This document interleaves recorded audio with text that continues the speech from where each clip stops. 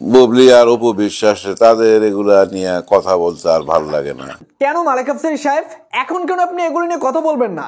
এখন কি লজ্জা করে এগুলো নিয়ে কথা বলতে? আর কেনই বা করবে না? আপনি আপনার নোয়াখাইল্লা বুবলির পক্ষ হয়ে এতদিন অপবিশ্বাসকে নিয়ে খোঁচাখুচিতে মেতে উঠছিলেন। যখনই বুবলির কল রেকর্ডটা ফাঁস হয়ে গেল এবং যখনই আপনি বুঝতে পারলেন যে এত খারাপ মেয়ে, এর ফ্যামিলিগত সমস্যা আছে, এখন যখন বুবলির বোনের বিষয়টা যখন প্রকাশ্যে আসলো তখন তো আপনি একদম ক্লিয়ার। এখন আপনি লজ্জায় পড়ে এখন আপনি এগুলো নিয়ে কথা বলতে চাইতেছেন না। যাদের পক্ষে এতদিন অপবিশ্বাসের বিপক্ষে আপনি কথা বলছেন সেই মানুষগুলোই তো খারাপ, এখন আপনার কাছেও ক্লিয়ার। তাই তো আপনি এগুলো নিয়ে এখন ভিডিও বানাইতে লজ্জা পান, কারণ এর আগে তো আপনি নিউজ পাইলেই সেটা নিয়ে ভিডিও বানাই ফেলতেন।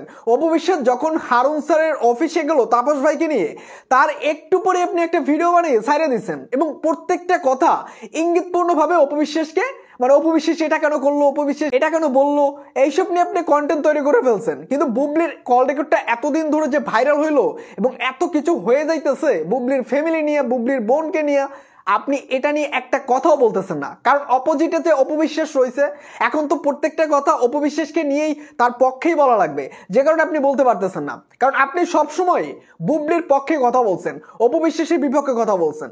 তো ভাই ব্রাদার, এই যে মালেক আফসারী সাহেব আজকে তিনি একটা কন্টেন্টে বলতেছে যে না এগুলো নিয়ে কথা বলতে ভালো লাগতেছে না। আরে ভাই, কেন ভালো লাগতেছে না?